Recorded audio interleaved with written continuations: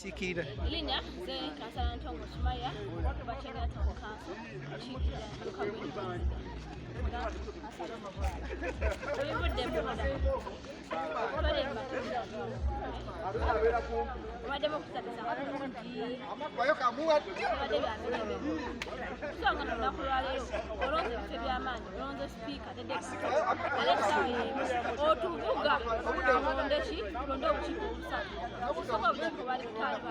Obukiiko mbadde mwagala bulonda ddi? Olunaku mu kansa endala ezijja abantu bagende banoonya bulungi obubasayi bulungi naye saawa zino nze wa NUP n'afuna ntya akadde akasaba akalulu gato kampadde naye buli bwonyongezayo nange nfuna saba akalulu amashina bantu ennaku neweetegereza gonna akalulu bulungi nenoonya akalulu kange nenkolaki nensobola okuwanga naye saawa ya leero tebakkiriza abantu nakusaba kalulu balonze nga ye baagala naye ntwale musa guno okubategeeza tebuddangamu kutumenya mujje mugere be mwagala kimala esaawa ya leero balinga bayuzizza mu kansa emyaka 5 bira bulungi kale onali lyeri okulonda obukiiko olwaleero rule 47 eya standard rules of procedure olunaku olwaleero eragira kulonda bifo bibiri kya sipiika na deputy sipiika tewaliwo mu mateeka wonna kawaayiro konna katukkiriza kulonda bukiiko bonna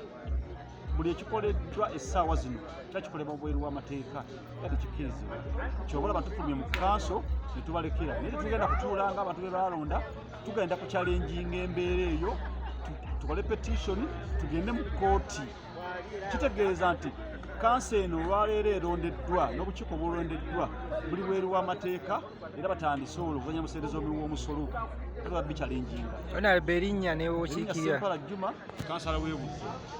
onalebe ki ekibadde munda?